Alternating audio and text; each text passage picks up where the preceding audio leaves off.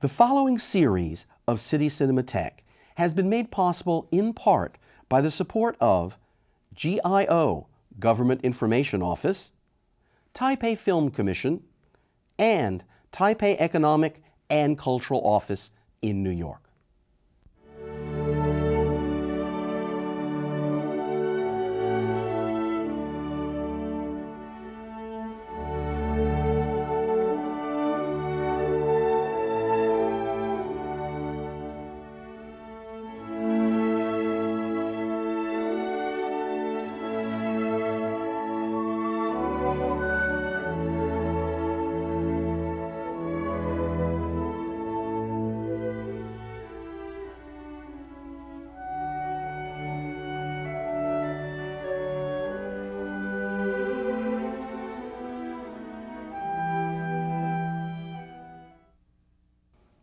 Welcome to City Cinematheque, where the art and pleasure of the movies are the subject of serious discussion. I'm your host, Jerry Carlson, and I teach film studies at the City College of the City University of New York. Today, it's our pleasure to present the 1986 classic of the new Taiwanese cinema, Dust in the Wind, directed by Hou Hsiao-hsien.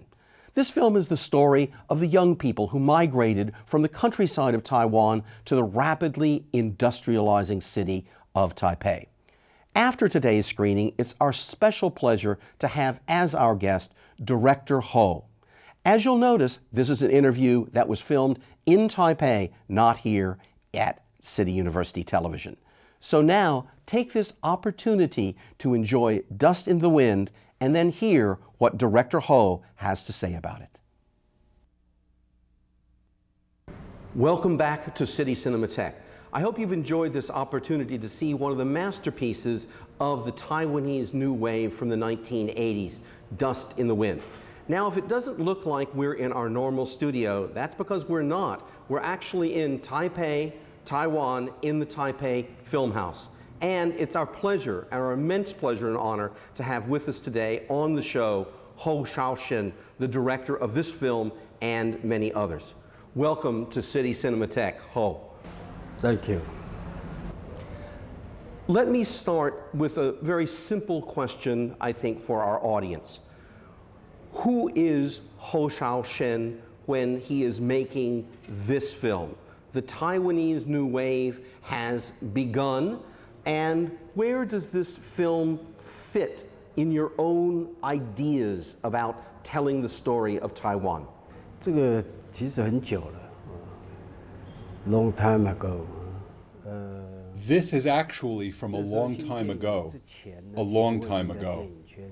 Before the beginning of the new wave, I had already been working in film circles for 8 or 9 years as both a screenwriter and assistant director, and had worked on over a dozen films.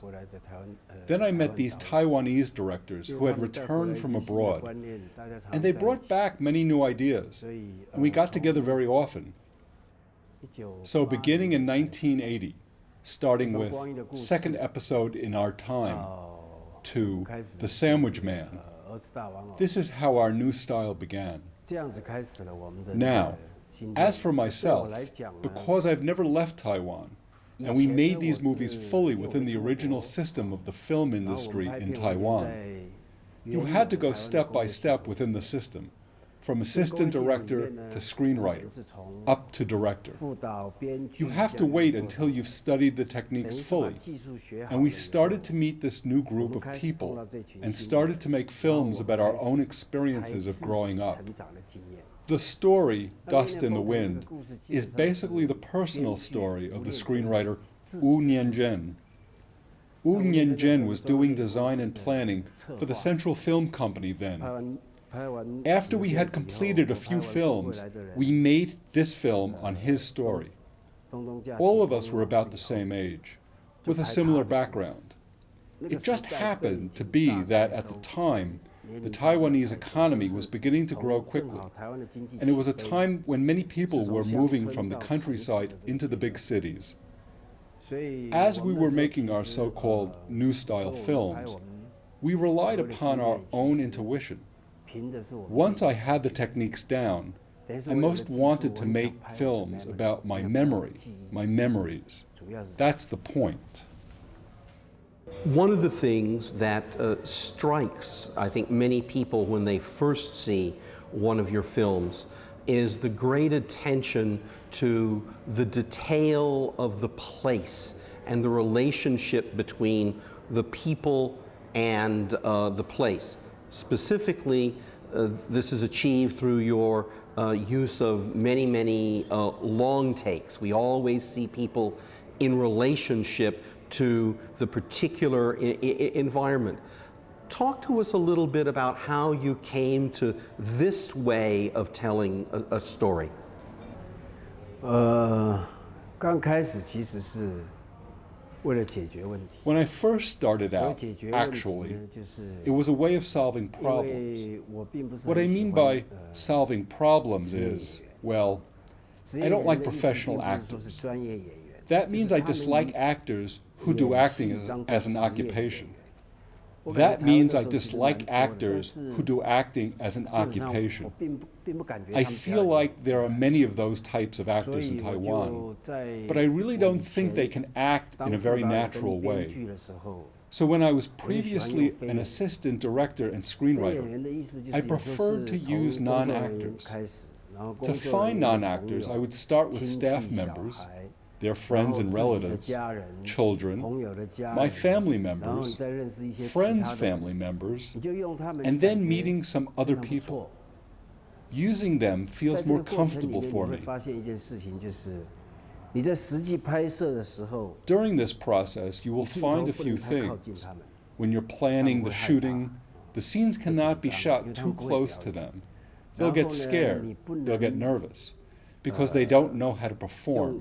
切割的。切割意思，因为以前底片很贵嘛， The 所以一 film 定要 was very 预先 expensive at the cut time. 就是 Traditionally, the storyboard has to 分 be 镜头 fully 要 laid 要 out, 写好，就是一个 and the 镜头 film 一 be 个镜头 shot 拍 scene by 你 scene. 用这种切割的方式， You can't use 对 the 他们来讲 traditional 没办法 method 连贯， because 表演 these 上 sorts of 没办法连 actors 贯。 can't properly connect 然 their 后还有就是 actions 你在 in performance from scene to scene. 最好使用他们熟 It's 悉 best 的 also 情 to 境。 use situations 就他 they 们 are 熟悉的 familiar with. situation 你 For 去拍 example, 譬如说吃 eating a 饭 meal. 他们很熟悉，有经 They're 验。 very used to 或 that 者是 situation.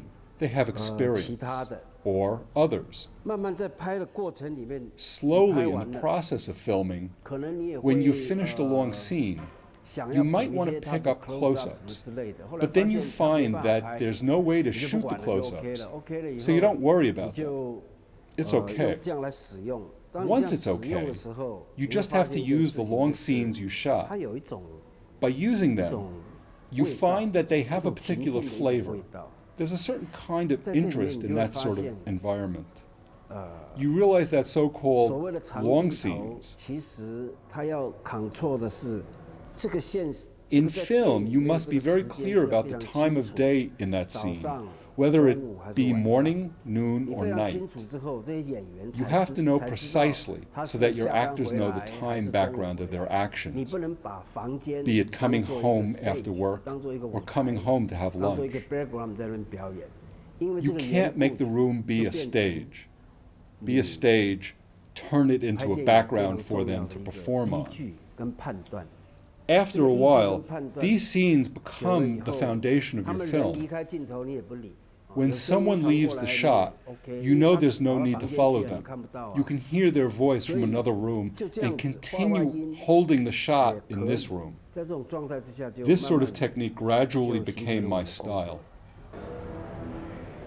As someone who began as a screenwriter, you know very well that one of the most traditional aspects of dramatic writing is opposition. And most frequently, that means that there's an antagonist in a film. And that can be in Hollywood film, but it can also be in many of the genres of Chinese film.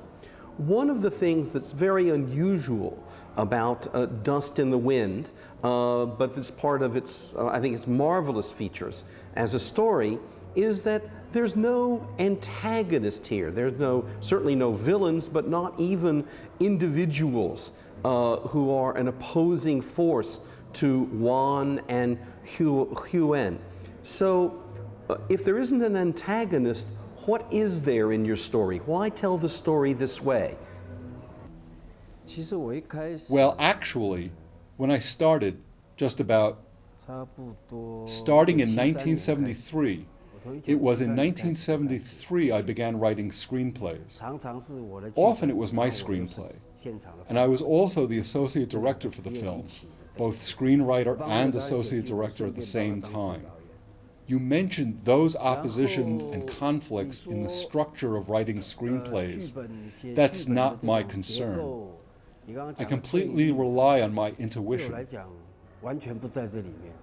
Where does this intuition come from? It's very hard to say.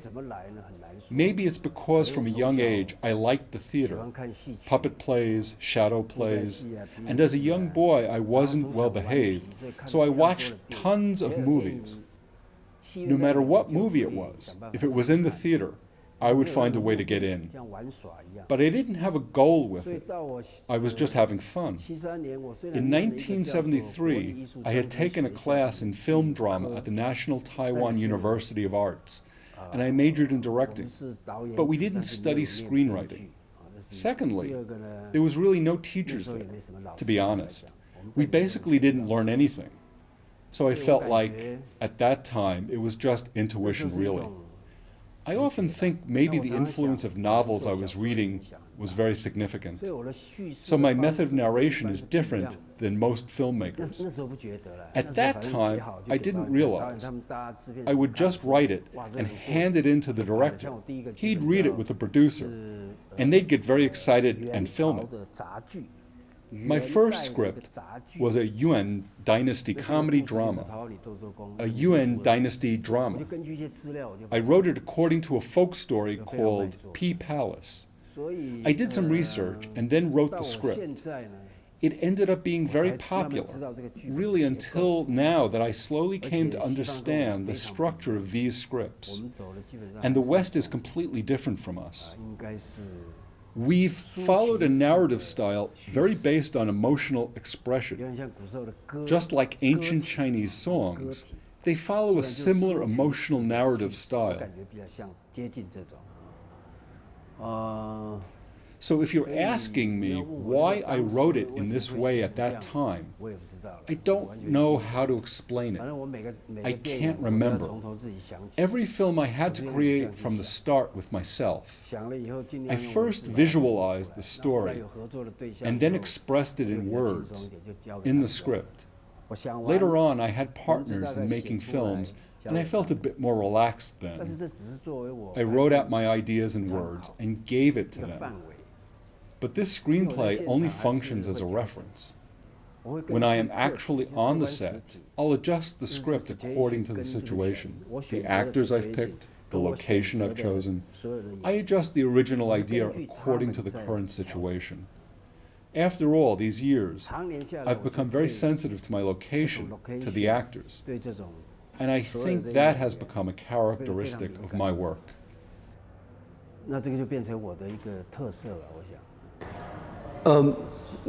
One of the characteristics of your work as a whole, and certainly of the film we've just seen, is great attention to certain kinds of details that reveal much about the circumstances of the characters. For example, Huen, we see a bandage on her arm, and she has injured herself ironing. You don't show her being injured, you only show the effect of it. And so we get a kind of backstory from that. I find this interesting that there's so many things that you don't want to show that other directors would show, but you're very interested in showing the effects of certain actions. It resonates very, we all of a sudden we have another story that we understand only through a little detail. Of course, there's a realistic side to it. That is to say, there's a few things that you find yourself impatient with, personally. impatient with shooting introductory details. Introductory details here doesn't really mean introductory, but rather details that make the story more clear. I'm impatient with them. Just like when I've finished filming a long scene, even though I know very well that you've lost many of these kinds of details, information. But I don't mind. I don't think about it. Maybe I've hidden it, and maybe it won't be fully expressed. But if it's very important information, then I'll work it into the following scene. I often work this way. Then, I don't like it. Because I'm using many non-actors, but then later, even when working with many so-called star actors, I feel that they too are non-actors. I feel like there are some things they simply can't accomplish. What I mean by that is, I don't try to shoot those things that they can't do. I try to figure out how to lead them to do their best. So in this sort of situation, it occurs that I avoid certain topics and try to express them through other means. Because the course of an event from beginning to end is actually quite long, there's various phases in the process, and I'll search for a piece, a part, a phase that I like. I feel this part is already representative of the event, and that's enough. So, as for today, because you know the direction films are taking, the structure of films, the origins of Western films, but we are looking for our own place and direction in an environment with none of these preconditions. So it's very different, but I've always thought that movies should be different. In the traditional Western movie world, the skill in filmmaking, be it in their structure or their clarity, their skill level is very high. No matter if you're talking about the actors, or the screenwriters, or the director, the demands on their own skill are incredibly high. They have to explain and implement this kind of a structure, otherwise average people have no way of understanding. Because a movie is only an hour or two, how do you understand it? So I made up my mind as soon as I started, I wouldn't worry about other people. I would just focus on my own work. I didn't follow this so-called Western path of making certain that the audience can completely understand the film. I followed my own feelings, following this person, in this situation, in a moving way. In my filmmaking, I've essentially worked to express the relationships between people and the emotions of a person within a certain scenario. This emotional sort of method. It's basically like that. A number of critics have admiringly talked about how not only place but time is portrayed in your films. Sometimes you tell stories in a linear manner, sometimes you use a non-linear method, but there really seems to be a great attention to how time itself is being experienced by your characters. For example, I mean, there are many references in the film we've just seen to small issues like watches.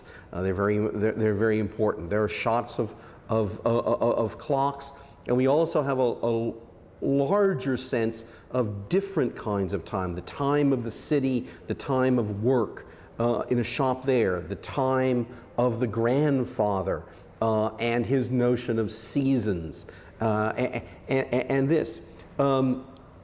Is this just a natural part of your storytelling to be so concerned with this aspect of time in the experience of the characters? It seems to be a major part of your work.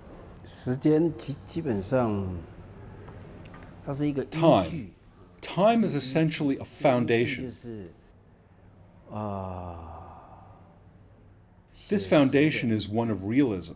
This so-called foundation of realism means that if you place a person within time and know what their situation is, you can then judge if your arrangements are correct or not. Like when we take rapid transit, we know. Rapid transit in the morning, everyone on the train has a different expression. They're quite silent. Maybe the morning is the start of a day's work. Then some people read the newspaper. Some are on their computers, only a few. Most people are just silent. You know the way life looks. So when picking a time, when writing the script, when thinking it out, you'll think of what time to use. Furthermore, as the seasons change, in the time of a year, you'll often have various activities, various ceremonies. For example, Tomb Sweeping Day, or Japan's Festival of the Dead Spirits. Like when I was filming Café Luminaire, when they went back, it just happened to be August 15th, their Festival of the Dead Spirits, when they go make offerings at graves, different from our Tomb Sweeping Day. I'm talking about Japan. Japan's Festival of the Dead Spirits is different from ours.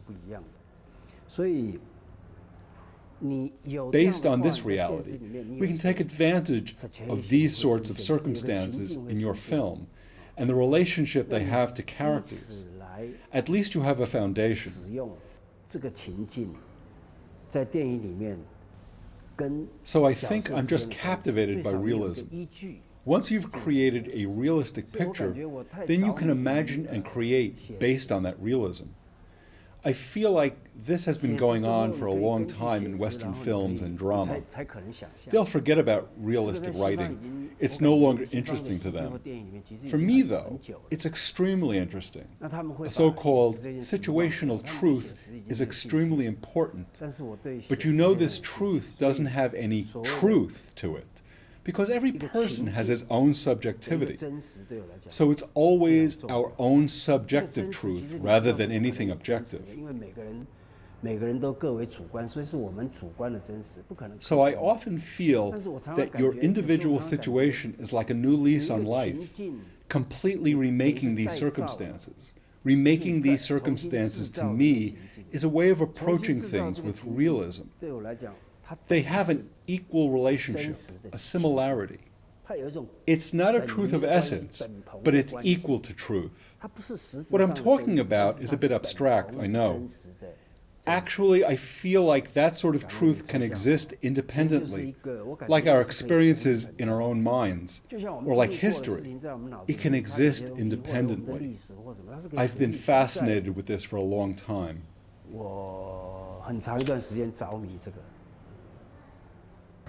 One of the things that's most interesting about Dust in the Wind and your obsession with reality is the way in which we get so close to the experience of Wan and Huen in a particular period of their life, because you've chosen just a particular slice of their life and its intersection with the history of Taiwan.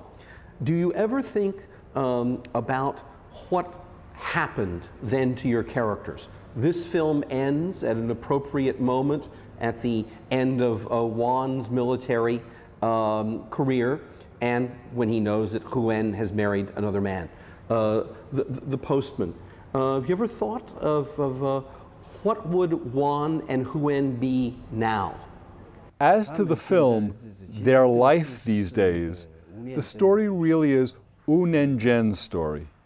The interesting part is why I wanted to make this film. Wu and I were good friends then, so I heard this story. He was a producer for Central Film, and he wrote the script. I found it very interesting, and I don't know why I had this idea, but I had an objective. Wu Nenjian's story was still in his heart, influencing his family, influencing his relationship with his wife. My goal at the time was, after this film was made, maybe it could help make his relationship with his wife okay.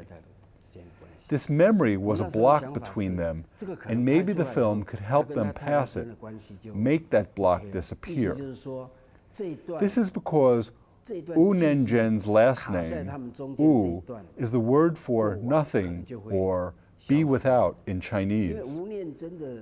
The Jian in his name refers to Ah Jian, his old girlfriend, a name changed in the movie to Ah Yun.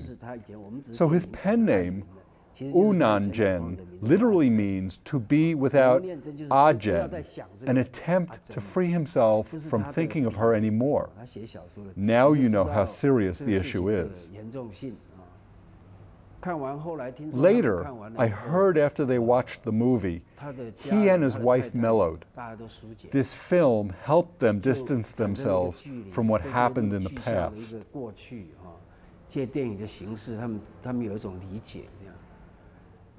As for what happened later to them, I never asked. Once the question in your heart is answered, once your concern is resolved, are you more free? Or are your days happier from now on? It's uncertain, because reality is always at your side. You'll encounter different questions, and you need to be constantly thinking about how to deal with each event in your life, because each event requires a judgment. So it's hard, even for me, to say what their lives would be like now. After all, it's impossible to guess. Great. Director Hou, I can't believe this, but these 30 minutes or so have come to an end. I really wish to thank you immensely. I know you have a very busy schedule for making time for City Cinematheque and sharing your thoughts and your artistry with us. And I want to thank you for joining us today on City Cinematheque as we have the opportunity to talk with director Hou Hsiao-hsien here in Taipei, Taiwan. Please join us again on City Cinematheque in coming weeks. In any case, thanks for joining us today. Bye-bye for now.